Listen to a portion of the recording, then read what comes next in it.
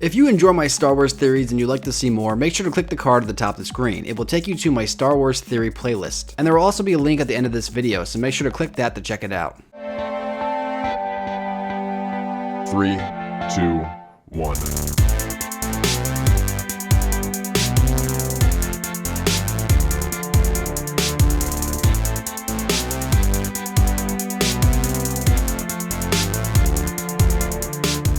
What's up, my Net Soldiers? I am the Net Alliance, and today we're asked the question, what if Anakin Skywalker survived Order 66? This is part 8 and the second last chapter of what if the Jedi Council survived Order 66. So I'd recommend, if you haven't seen the previous parts or you just need a refresher, checking those out to better elaborate on the story. So to return to the previous part, make sure to click the card at the top of the screen. Now let me just say, this title may have a few people confused, because Anakin technically survived, which is true. However, although Anakin's physical body did survive, who he was inside had been killed by Darth Vader, so Anakin did die. And if you don't believe me, just ask Obi-Wan. Isn't that right, Master Kenobi? He ceased to be Anakin Skywalker and became Darth Vader. When that happened, the good man who was your father was destroyed. So what I told you was true, from a certain point of view. So with that cleared up and out of the way, let's enter the story. The Jedi and Rebel clones mounted up on their assault to Coruscant. The many Jedi Knights, Padawans, and Masters who could all fight prepared themselves for battle. The clones decided to remove the colors on their armor. Now they wore pure white, just like they did in the start of the Clone Wars, signifying both the light and the purity, as well as the ability to recognize each other on the battlefield. The Jedi and clones wished they had more time to prepare, but by this point, Palpatine would have learned of the Jedi's escape, and may have reinforced the Chancellor's facilities. Windu gave the order. We attack in an hour. Be prepared. Master Yoda walked to Mace Windu's side. Ahead of us, a tough battle. It will be, Yoda stated. Mace scanned over his troops. I have to admit, Master Yoda, I don't know if we can do this. He went on to explain that they'll be outnumbered in this fight, not to mention the pure power that Palpatine has at his fingertips. Disappointed in you, I am, Master Windu. For strongest ally we have. Mace looked at Yoda confused. Who do we have? Yoda smiled. Hope we have. Mace Windu nodded his head. Master Yoda was right. Mace saw his soldiers as not good enough, but now he saw them as soldiers of the light. Each and every one of them laying down their lives to take down the Chancellor. And it wasn't money fueling their spirits. It was hope. Master Kenobi approached them. He requested to go to Coruscant ahead of the army. However, Windu already knew what Obi-Wan was going to ask. Skywalker is gone, Master Kenobi. He snarled, raising his cybernetic hand in the air. There's your proof. Obi-Wan acknowledged why Mace would be against reasoning with Anakin, but he had to. Anakin was like a brother to him. Windu pointed out that if Obi-Wan were to fail, it may jeopardize the whole mission. Or even worse, what if Kenobi were to die? Not only would the assault be forfeit, but the Jedi would lose one of their best. It would just be too risky. Master Yoda then butted in. He explained that though Master Windu was right, the choice falls on neither Kenobi or Mace. The choice Anakin makes ultimately falls to the Force. Although Windu isn't for it, he tells Obi-Wan that he has 1 hour to convince Anakin. But if he can't, Skywalker has to die. There is no other way. Obi-Wan thanked the Masters and headed for his ship. However, before he was able to board his ship's ramp, he ran into Ahsoka. At first, Kenobi tried to keep his destination secret, but Tano saw through his excuses. You're going to see Anakin, aren't you?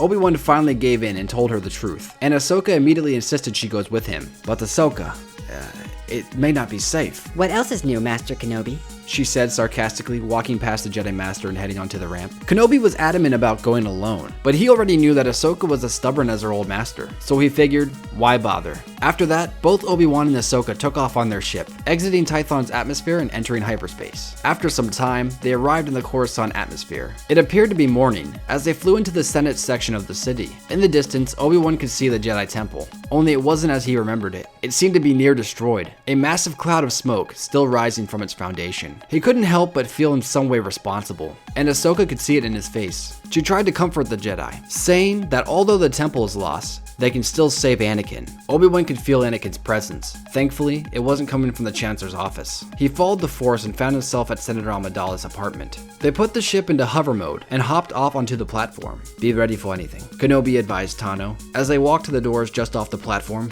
they knocked, and moments later, Padmé opened the door. She was shocked to see them. She had heard Kenobi was killed on Utapau. Obi-Wan didn't beat around the bush. Padmé, where is Anakin? We must speak with him. Padmé shook her head in confusion, saying that he was acting strange as he left last night. She said that he was going to end the war. I did end the war, a voice said from behind Kenobi and Tano. Standing in the doorway was none other than Anakin Skywalker. Obi-Wan turned to see his former pupil. Anakin, we need to talk. Anakin looked towards his old allies. Anakin is dead.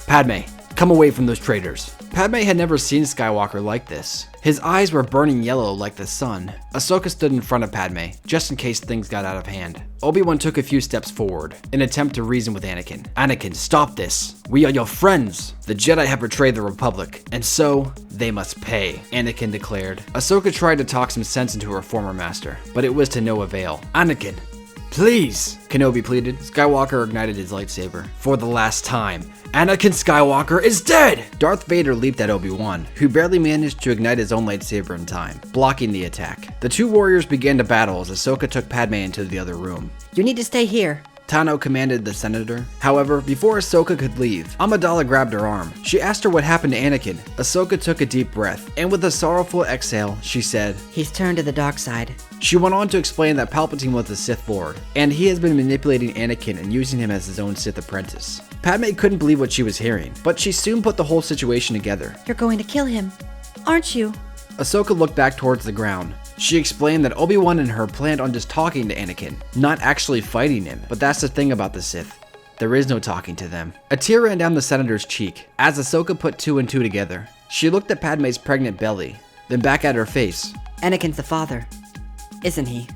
Padmé said nothing. She only nodded in silence as more tears poured down her face. Ahsoka took a few steps back. She promised the senator that she would do her best to save Anakin, no matter what. She then ran out the room to assist Obi-Wan. The fight went on for some time, eventually leading onto the platform. Anakin had them on the back pedal for so long that both Kenobi and Tano needed to take a second to catch their breath, but not Vader. Vader was the prime example of a warrior. His strength, speed, and endurance were unmatched by any Jedi. For even Palpatine, Obi-Wan thought, was not truly aware of the powerful monster that he had created. Ahsoka went to strike Anakin, but he managed to duck under her slash and force pushed her off the platform. She ended up falling a couple stories, but thankfully used the force to land on a lower platform safe and sound. She knew she'd have to get back up there as soon as possible, so she raced for the nearest elevator. Now, it was only Kenobi and Skywalker. Obi-Wan looked at his fallen pupil. Anakin, look at yourself! They collided blades once more. I have, Obi-Wan, Vader claimed. I have become more powerful than any Jedi,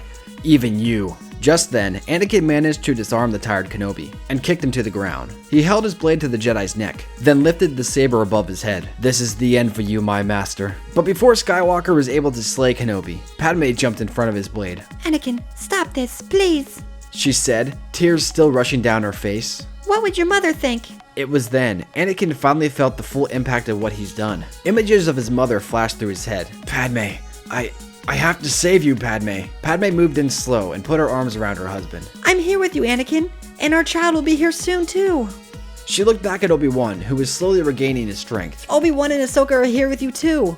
In the distance, a massive cruiser entered the Coruscant atmosphere. Kenobi knew it was the savior, as it began to drop dozens of troops off at the Chancellor's building. Anakin saw the invasion, but he knew that Padmé was right. He didn't have the power to save the ones he loved, but tomorrow is the future. For now, in the present, Anakin had it all. His eyes began to fade back to normal as he looked upon his beautiful wife. He gazed at her pregnant belly, and the children they will have soon. He looked to see Ahsoka helping Kenobi back to his feet. They weren't his enemies. They were his friends. Everyone standing with him right now actually cared about him and wanted to help. And for that reason, it was time for Anakin to see the light. He apologized to Kenobi and Tano, promising he'll make it up to them. And although Obi-Wan and Ahsoka were hesitant, it was good to have their friend back. You see, Anakin finally saw through the Chancellor's lies and corruption. Palpatine needed to be stopped, and Anakin was going to help take him down. Today would be a new dawn for the Republic. Today, Anakin Skywalker shall redeem himself. Today, everything changes. He then looked toward the invasion on the Chancellor's building, then peered back at Obi-Wan and Ahsoka. Are you guys ready? Kenobi looked at Skywalker confused. Ready for what? Anakin smirked, looking back at the invasion. To save the galaxy.